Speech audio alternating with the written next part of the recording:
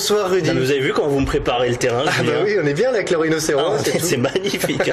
Allez, nous sommes lundi, comme tout le lundi, c'est non pas ravioli, mais Ligue 1. Exactement, première défaite d'ailleurs en Ligue 1 sous l'ère Courbis pour le MHSC. Les Montpelliérains sont allés s'incliner hier dans le Nord face au LOSC, 2-0 et 2 buts inscrits de la tête. Et cette défaite, eh bien, elle n'inquiète pas plus que cela. L'entraîneur, à vrai dire, perdre à l'extérieur contre le 3e, c'est vrai qu'il y a pire. C'est en tout cas ce qu'a relevé le coach, qui est loin, mais alors très loin d'être démoralisé. Montpellier perd chez le 3e 2-0. Tu t'imagines une catastrophe pour nous? Je pense qu'on va se suicider, putain, non, enfin déconnons pas.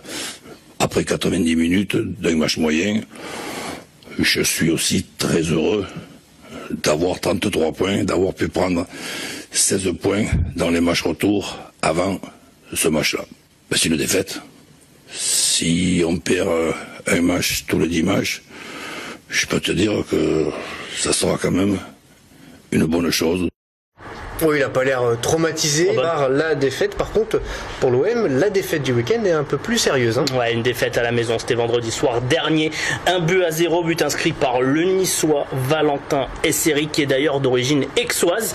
Deuxième défaite consécutive après le Parc des Princes pour l'OM. Du coup, la Ligue des Champions avant la fin de la saison paraît quasiment inaccessible, notamment après la victoire de Lille, désormais à 9 points des Marseillais au classement. Mais malgré tout, les Olympiens restent optimistes et il y a certainement plus qu'eux qui le sont. Dès vendredi prochain, mais surtout sur les 10 derniers matchs. Et avant que vous me posiez la question, je vais vous faire la réponse. Est-ce qu'on reste optimiste pour la suite? Bah oui, on va rester optimiste parce qu'on va se battre jusqu'au bout, parce qu'on ne peut pas faire autrement. À chaud, je vous dirais que ça va être très très difficile. Après, je pense qu'avec du recul demain, je vous dirais qu'il reste encore 10 matchs, donc 30 points à prendre. Donc je pense que tant que mathématiquement ça sera possible, on fera le maximum pour atteindre notre objectif. Alors, il y a quand même une bonne nouvelle après ce match.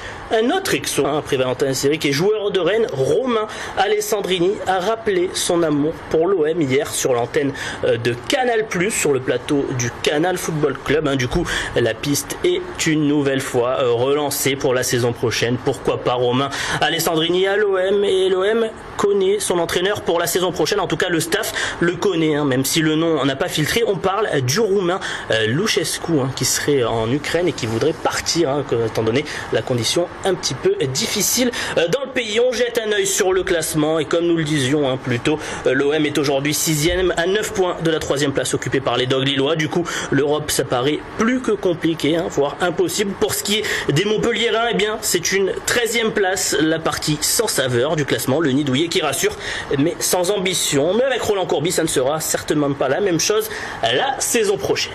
Espérons-le. Merci Rudy. Je vous en prie, Julien.